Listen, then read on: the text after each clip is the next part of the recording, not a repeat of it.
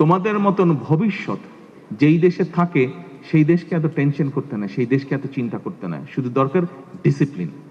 আরেকটা বিষয় তোমাদেরকে আমি বলতে চাই, আমাদের সকলকে কিন্তু ডিসিপ্লিন হতে হবে। দেখো, নিশ্চয়ই সোশ্যাল মিডিয়া বা পত্রপত্রিকা বা টিভিতে দেখেছো, আমি নিজে অনেকবার বলেছি তোমাদের আরেকটা, বিশেষ করে এখানে বিএনসিসি তোমরা যারা আছো, এর বাইরে অন্য তোমরা যারা আছো, তোমাদের সবার কাছে আমার আরেকটি হেল্প চাই আমি। সেই হেল্পটা হচ্ছে, দেখো আমরা যেই জায়গায় থাকি, আমরা যেই পরিবেশে থাকি, আমরা যখন বিদেশে দেখি, টিভিতে দেখি বা কোনো ডকুমেন্টে দেখি, আমরা দেখি যে অনেকগুলো প্রায় ভালো বড় যেগুলো দেশ, ওই দেশগুলো কিন্তু খুব পরিষ্কার, রাস্তাঘাট সবকিছু, বাগান টাগান সবকিছু কিন্তু খুব পরিষ্কার। কিন্তু আমরা চলো যদি যাই বাইরের রাস্তাগুলোতে, যে আমাদের রাস্তাগুলো অনেক ময়লা। এটা তো বাইরে থেকে এসে কেউ ময়লা করছে না, আমরা তো নিজেরাই ময়লা করছি, তাই না? আমরা নিজেরাই ময়লা করছি। আমরা কি সবাই মিলে কি আমরা পরিষ্কার রাখতে পারি না আমাদের দেশটাকে? সবাই মিলে কি আমরা আমাদের রাস্তাঘাট, বিভিন্ন পাবলিক প্লেস যেগুলো আছে, আমরা পরিষ্কার রাখতে পারি না? পারি?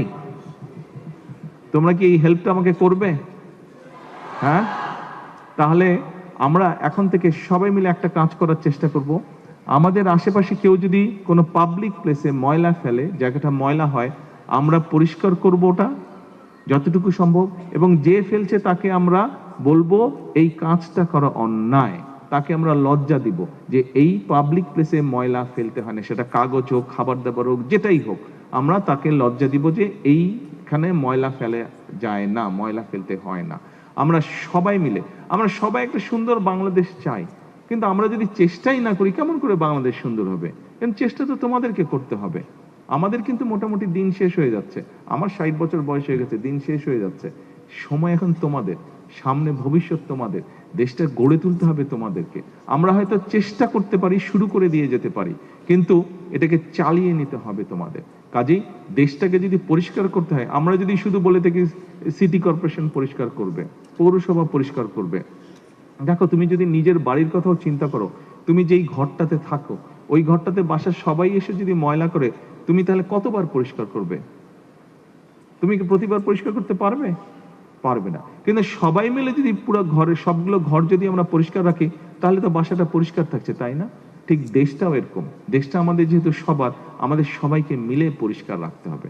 আসো, আমরা যদি পরিবেশটাকে ঠিক রাখি, আমরা যদি ঘরের মতন করে নিজের এলাকাটাকে পরিষ্কার রাখি, আমরা যদি নিজের ঘরের মতন আশেপাশে আমাদের বাসা বাড়িতে যেরকম মোটামুটি সুন্দর গাছ লাগানো থাকে, এইভাবে যদি আমরা গাছের সংখ্যা আরো বাড়াতে পারি, তাহলে কি হবে? আমাদের পুরো পরিবেশটা ফ্রেশ হবে, এবং সেই সুন্দর পরিবেশে তোমরা বসে আরো নতুন নতুন ইনোভেটিভ জিনিস তোমরা চিন্তা করতে পারবে, নতুন নতুন ইনোভেট করতে পারবে, তোমরা জিনিসপত্র তোমরা বানাতে পারবে, এবং নতুন নতুন পরিকল্পনা করতে পারবে, যেটি তোমাদের উপকার হবে, যেটি দেশের উপকার হবে, যেটি দেশের মানুষের উপকার হবে। প্রিয় বন্ধুরা, আজকে এখানে যারা তোমরা এসছো, যারা জয়ী হয়েছো, যারা জয়ী হওনি, সকলকে আমি আন্তরিকভাবে ধন্যবাদ, শুভেচ্ছা জানাতে চাচ্ছি। একই সাথে যারা প্রাইজ পেয়েছো তো পেয়েছো, যারা প্রাইজ পাওনি, যারা 1 থেকে 10-এর মধ্যে আসতে পারোনি, প্লিজ তোমরা কিন্তু হতাশ হবে না।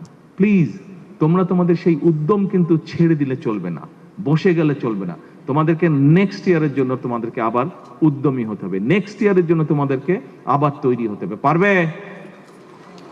হ্যাঁ, পারবে? Very good, very good. একই সাথে আজকে যারা শিক্ষক আপনারা এসছেন, আপনাদেরকে বিশেষ করে আমি আন্তরিকভাবে ধন্যবাদ জানাতে চাই। দেখুন, আপনারা শিক্ষক, আপনারা যদি এদেরকে, এই বাচ্চাগুলোকে আপনারা যদি ঠিকভাবে ডাইরেকশন দেন, তাহলে কিন্তু দেশটা ঠিক ডাইরেকশনে যাবে। আপনারা কিন্তু মানুষ গড়ার কারিগর, আপনাদের উপরে কিন্তু অনেক কিছু নির্ভর করছে। আমি জানি এখানে পুরস্কার দেওয়ার সময় একজন শিক্ষক তার স্কুল বিল্ডিং এর কিছু সমস্যার কথা বলছিলেন। আমাদের অনেক সমস্যা আছে, আমরা কেউ বলছি না যে সমস্যা নেই, কিন্তু এই সমস্যাগুলো একদিনে যেমন আমরা সমাধান করতে পারবো না, আমাদেরকে পর্যায়ক্রমিকভাবে সমাধান করতে হবে। কিন্তু এটাও ঠিক, একটা দেশে মানুষ, অর্থাৎ যারা ভবিষ্যৎ, এদের যদি শিক্ষা থাকে, এদের যদি সঠিকভাবে মানবিকতা থাকে, এবং এদের যদি দেশের প্রতি প্রেম থাকে, মূল্যবোধ থাকে, তাহলে এর চেয়ে আর বড় সম্পদ কোনোটা হতে পারে না। এবং সেই সম্পদকে যদি আমরা সঠিকভাবে কাজে ব্যবহার করতে পারি, সেই সম্পদকে সঠিকভাবে দেশের জন্য ব্যবহার করতে পারি, তাহলেই আমরা আমাদের সেই কাঙ্ক্ষিত বাংলাদেশকে গড়ে তুলতে পারবো। প্রিয় শিক্ষকবৃন্দ, আমি জানি বিভিন্ন জন আপনারা বিভিন্ন সমস্যার মধ্যে আছেন, কষ্টের মধ্যে আছেন। তারপরে আসুন আমরা কম বেশি প্রত্যেকের অবস্থানে কিছু না কিছু সমস্যা কষ্টের মধ্যে আছি। সেই কষ্টের মধ্যে থেকেই আপনারা এতদূর নিয়ে এসেছেন। আসুন আমরা যদি সকলে মিলে চেষ্টা করি, তাহলে সেই কষ্টটাও আমরা যেমন কিছুটা অনেকটাই হয়তো ইনশাল্লাহ কমিয়ে ফেলতে পারবো, কিন্তু একই সাথে আমরা একটা সুন্দর বাংলাদেশ গড়ার কাজও শুরু করতে পারবো। পরিশেষে আমি শিক্ষা মন্ত্রণালয় সহ এই সুন্দর অনুষ্ঠানটিকে সুন্দরভাবে উপস্থাপন করার জন্য যারা যারা কষ্ট করেছেন প্রত্যেকটি মানুষকে আমার আন্তরিক শুভেচ্ছা এবং ধন্যবাদ জানিয়ে, এবং